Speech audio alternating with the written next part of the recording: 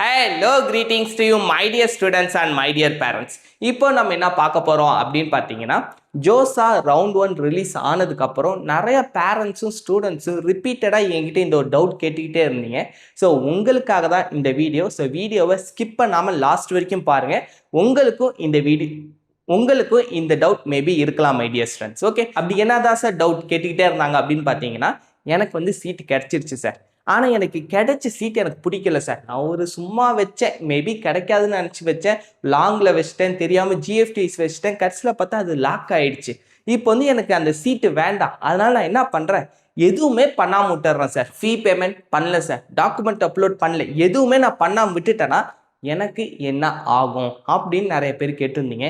In case நீங்கள் வந்து willingness submission எதுவுமே கொடுக்கலனா ஃபஸ்ட்டு திங் நீங்கள் வந்து ஜோசா கவுன்சிலிங்லேருந்து அவுட் ஆகிடுவீங்க மை டியர் ஸ்டூடெண்ட்ஸ். நெக்ஸ்ட்டு ரவுண்டுக்கும் போக மாட்டீங்க, எதுக்குமே போக மாட்டீங்க. நீங்கள் டைரெக்டாக வித்ரா, அதாச்சும் நீங்களாக வித்ரா பண்ணிட்டு போகிறதுக்கு பதிலாக ஜோசாவே உங்களை குவிட் பண்ணிவிடுவாங்க.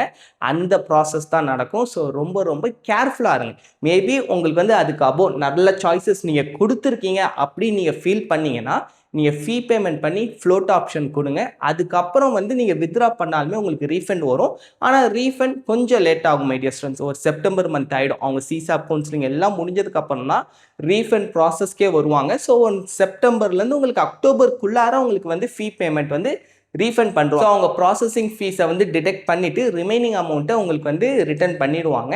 ஸோ நீங்கள் நல்ல ஆப்ஷன்ஸ் ஃப்ளோட்டில் கொடுத்துருக்கீங்க அப்படின்னா நீங்கள் ஃப்ளோட் ஆப்ஷன் கொடுத்து ஃபீ பேமெண்ட் பண்ணுறது தான் நல்ல விஷயம். ஏன்னா நீங்கள் வந்து ஆல்ரெடி நிறைய சாய்ஸஸ் ஃபில் பண்ணிருப்பீங்க, ஒரு ட்ரீமோட கவுன்சிலிங்குள்ளார வந்திருக்கீங்க. அதனால் நீங்கள் ஃபீ பேமெண்ட் பண்ணி 5 ரவுண்ட் இருக்குது மை டியர் ஸ்டூடெண்ட்ஸ். அது இல்லாமல் இது ஃபஸ்ட்டு ரவுண்ட் தான். நிறைய நீட் எஸ்பிரன்ஸ்லாம் இருப்பாங்க. அவங்களாம் லெஃப்ட் ஆனாங்கன்னா மேபி உங்களுக்கு பெட்டர் சாய்ஸஸ் அப்கிரேட் ஆகிறதுக்கான சான்சஸ் இருக்குது. இல்லை சார், எனக்கு வந்து ஒரு ஸ்ட்ராங்கான பேக்கப் ஆப்ஷன் இருக்குது, அதாச்சும் ஜோசாவில் கிடைக்கிற காலேஜ் அந்த பிரான்ச்சை விட எனக்கு வந்து ஆல்ரெடி நான் ஒரு ப்ரைவேட் காலேஜில் டீம்டு யூனிவர்சிட்டியில் ஒரு பெஸ்ட்டான சாய்ஸ் வந்து எனக்கு கிடச்சிருக்கு சார், பெஸ்ட்டான பிரான்ச் எனக்கு இருக்குது அப்படின்னு நீங்கள் ஃபீல் பண்ணிங்கன்னா மேபி நீங்கள் ப்ராப்பராக வித்ரா பண்ணிட்டு போங்க. எதுவுமே பண்ணாமல் மட்டும் இருக்காதீங்க மை டியர் ஸ்டூடெண்ட்ஸ். ஏன் சொல்கிறேன்னா, மேபி அடுத்தது சிசா வர்றப்ப தாராளமாக நீங்கள் வரலாம். நீங்களே ப்ராப்பராக வித்ரா பண்ணுறப்ப அவங்களுக்கு ஒரு ரீசன் இருக்கும். ஸோ ஒரு நீட் அண்ட் லெஜிபிளாக இருக்கும். ஸோ நீங்கள் எதுவுமே பண்ணாமல் அவங்களா குவிட் பண்ணுறது அவ்வளோ ப்ராப்பர் மெத்தடாக இருக்காது. அதுக்காக தான் சொல்கிறேன். ஓகே, ஸோ இந்த டவுட்டை என்கிட்ட நிறைய பேர் கேட்டிருந்தீங்க. இதில் நான் ஒரு ப்ராப்பர் 2 பேரோட எக்ஸாம்பிளை நான் கொண்டு வந்திருக்கேன். ஸோ இது வந்து நான் முன்னாடி நானுமே வந்துட்டு எக்ஸ்பிளைன் பண்ணிருக்கேன் இந்த ஸ்டூடெண்ட்ஸை பற்றி. சித்தார்த் பாத்ரா 2020 பார்த்தீங்கன்னா என்ன பிரச்சனைனா, இந்த அளவுக்கு வந்துட்டு நெட்டோ சோஷியல் மீடியாவோ டெவலப் ஆகாத ஒரு காலம் மை டியர் ஸ்டூடெண்ட்ஸ். இந்த பையன் ஏர் 270 நினச்சி பாருங்கள், ஐஐடி அட்வான்ஸ் ரேங்க் வந்துட்டு 270 வாங்கிட்டு ஐஐடி பாம்பேல இந்த பையனுக்கு சீட் கிடைக்கவே இல்லை. ஸோ கிடைக்காம எதனால் கிடைக்கல சார் அப்படிங்கிற ஒரு டவுட் வந்து வந்திருக்கும் எல்லாருக்குமே. சார் கிடைக்கல, ஓகே, 270 வாங்கி எப்படி சார் கிடைக்காம இருக்கும் அப்படின்னா, பையன் கவுன்சிலிங் ப்ராசஸ்க்குள்ள வந்திருக்கான், வந்துட்டு தெரியாமல் வித்ரா ஆப்ஷனை அழுத்திட்டான். அவனுக்கு வந்து தெரில. ஸோ வித்ரானா ஏதோ ஒரு ஆப்ஷன் போல், அது வந்து நம்ம கொடுக்கணும் போல் அப்படின்ட்டு. அப்போல்லாம் வந்து ரொம்ப ஒரு ப்ராப்பராக யாருமே டீச் பண்ணுறது கிடையாது மை டியர் ஸ்டூடெண்ட்ஸ். நான் முன்னாடி சொன்ன மாதிரி யூடியூப்லேயும் வீடியோஸ் இருக்காது, மற்றவங்க யாருக்குமே தெரியாது. இப்போ நெட் சென்டருக்கே போனாலுமே அவங்களுக்குமே தெரியாது. 2016 நான் படிச்சுட்டு வந்தப்போவுமே எனக்கு என்ன பண்ணணும்னே தெரியாது. ஃபஸ்ட்டு எனக்கு ஜெய் மெயின்ஸ் எக்ஸாம் பற்றி தெரியாது.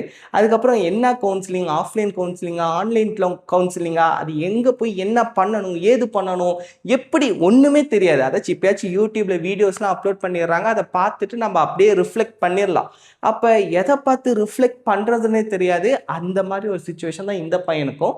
தெரியாமல் வித்ரா ஆப்ஷன் அழுத்திட்டு இவன் வந்துட்டு என்னடா லிஸ்ட்டில் நம்ம பேர் வரலையே, ஐஐடி பாம்பே நம்மள இன்னும் கூப்பிடலையேன்ட்டு டேரெக்டாக ஐஐடி பாம்பே போய் அங்கேருந்து போராடி, அவங்க தம்பி நீ தான் வித்ரா கொடுத்துட்டல, நாங்கள் எப்படி உனக்கு சீட்டு கொடுக்க முடியும்னு அவங்க சொல்ல, அதுக்கப்புறம் பெரிய போராட்டம் பண்ணி சுப்ரீம் கோர்ட்லாம் போயிட்டு ஜெயிச்சு அதுக்கப்புறம் இந்த பையன் வந்துட்டு காலேஜில் போய் சேர்ந்தா மை டியர் ஸ்டூடெண்ட்ஸ். இதே மாதிரி எல்லாருக்கும் சுச்சுவேஷன் அமையுமான்னு சொல்ல முடியாது.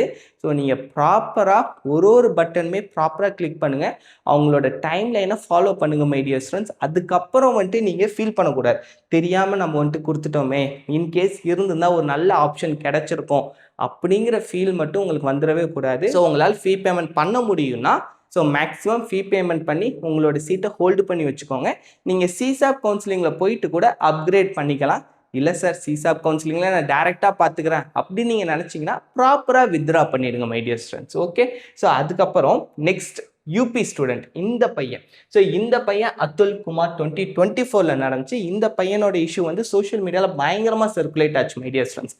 அதனால் இந்த பையனுக்கு வந்து ரைட்ஸ் வந்து கிடச்சிருச்சு. சுப்ரீம் கோர்ட் வந்து உடனே இந்த பையனுக்கு சீட் கொடுக்கணும் அப்படின்னு சொல்லிட்டாங்க. என்ன இஷ்யூ ஆச்சு இந்த பையனோட கேஸில் அப்படின்னு பார்த்தீங்கன்னா, இந்த பையனால் அவங்க சொன்ன அந்த 15,000 ஜோசா கவுன்சிலிங் ரெக்கமெண்ட் பண்ணுற அந்த 15,000 பேமெண்ட்டே பண்ண முடியாத ஒரு situation my dear students.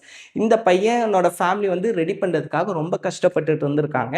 Last மினிட்ல, அதாச்சும் வழக்கமாக 5 o'clock க்ளோஸ் ஆகும், பையன் வந்துட்டு ஒரு 4:45 தான் ஸ்டார்ட் பண்ணிருக்கான்.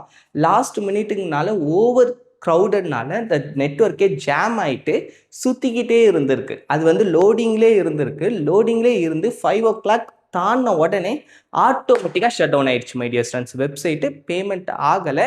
திரும்ப லாகின் பண்ணால் வித்ரா த சீட் அப்படின்னு வந்துருச்சு. அதுக்கப்புறம் அந்த பையனோட கேஸ் சோஷியல் மீடியாவில் ஸ்ப்ரெட் ஆனதுக்கப்புறம் அவங்களே ஒத்துக்கிட்டாங்க. யூபி கவர்மெண்ட்டே வந்து இந்த பையனுக்கான ஒட்டுமொத்த ஃபீஸுமே நாங்கள் பேமெண்ட் பண்ணுறோம் அப்படின்னு அக்செப்ட் பண்ணிக்கிட்டாங்க மை டியர் ஸ்டூடெண்ட்ஸ். ஸோ இந்த மாதிரியான சுச்சுவேஷன்லாம் உங்களுக்கு வந்துடக்கூடாது. ஏன்னா ஒரு தடவையும் நம்ம சுப்ரீம் கோர்ட் போயிட்டு தான் நமக்கான நீதியை வாங்குற மாதிரி இருந்துச்சுன்னா time loss, money loss, mental pressure எல்லாமே அதிகமாகிடும். ஸோ அதனால் சொல்கிறேன், அவங்களோட டைம்லைனை ப்ராப்பராக ஃபாலோ பண்ணிவிடுங்க. ஒரு ஆப்ஷன் கிளிக் பண்ணுறப்பையும் ரொம்ப யோசித்து நிதானமாக ப்ராப்பராக பண்ணுங்கள். நெட் சென்டர் போய் பண்ணுறீங்கனாலுமே அவங்க ஃப்ரீயாக இருக்கிற டைமில் போய் பண்ணுங்கள் மை டியர் ஸ்டூடெண்ட்ஸ். அவங்க பிஸியாக இருக்கிறப்ப பண்ணிடாதீங்க.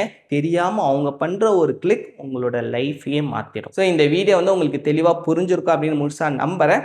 பாய் bye. Thank you my dear students. All the best.